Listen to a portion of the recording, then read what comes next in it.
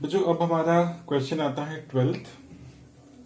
ठीक है, question 12th में बोला है हमसे कि from the top of a 7 metre high building the angle of elevation of the top of a cable tower is 60 degree. ठीक है, तो पहले इतनी जो हमारे पास कंडीशन दी गई इससे हम कुछ बना लेते हैं।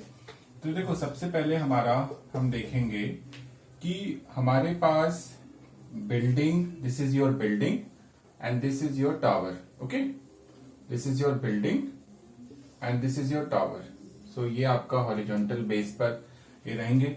अब वो ये बोल रहा है कि इस बिल्डिंग की लेंथ आपको दी गई है, this is 7 metre. Okay, now अब बिल्डिंग के टॉप से मैं इसको ABCD नाम दे देता हूं। ठीक है, बिल्डिंग के टॉप से the angle of elevation the top of a cable tower is 60 degree.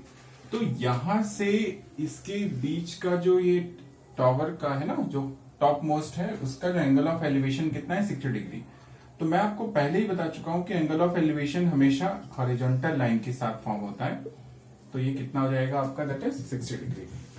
अब दूसरा, that is and the angle of depression of its foot is 45 degree. मतलब बिल्डिंग से इस टावर की जो फुट का जो एंगल ऑफ डिप्रेशन है वो कितना आ रहा है, 45 डिग्री। तो यहां से वो इस पर देख रहा है तो कितना एंगल फॉर्म हो रहा है आपका, 45 डिग्री। तो क्योंकि अगर ये 45 है ना, क्योंकि ये वर्टिकल, क्योंकि ये जो लाइन हॉरिजॉन्टल ही है, पैरेलल ही है, तो अगर ये 45 है तो ये भी आपका कैसे होगा, आपका दिस इज ऑल्सो 45 डिग्री। ठीक है, चलिए तो हमें यहां पर ये चीजें मिल गई हैं।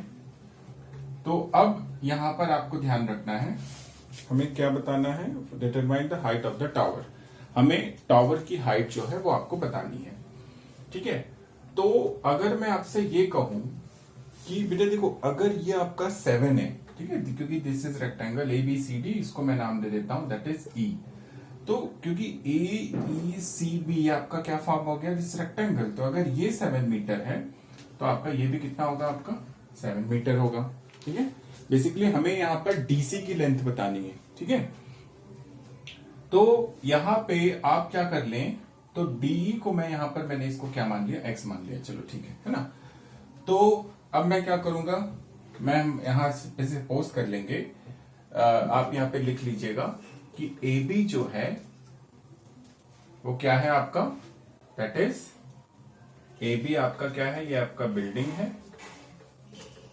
एंड DC ये आपका क्या है, दिस इज टावर है। ठीक है, where DC is equal to X plus 7 है। ठीक है, ये जो है इसको आप ध्यान रखिएगा, ये कंडीशन जो है ये यहां पर हो गई।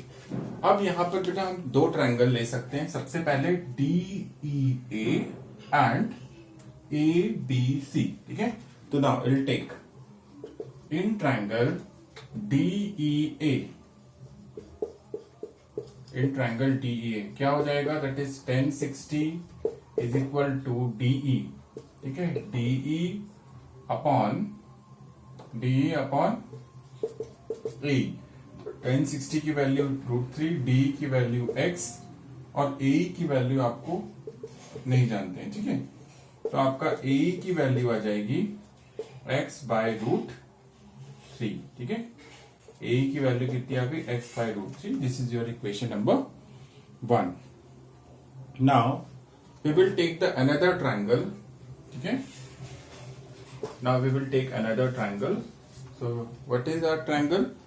Now we will take triangle ABC. Okay, so ABC आपका होगा, तो वो कैसे आप करेंगे, तो देखिए यहां पर हम लेते हैं that is in triangle ABC।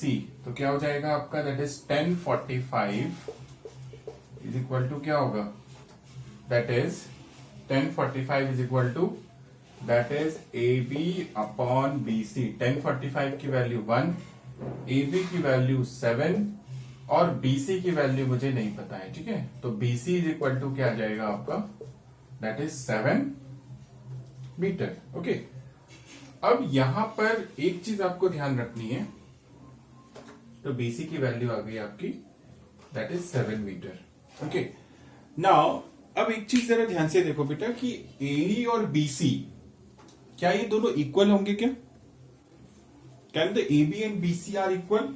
Okay, so अब आप मैं इस फिगर को इरेज कर सकता हूं, ठीक है। तो मैं यहां पर लिखूंगा कि सिंस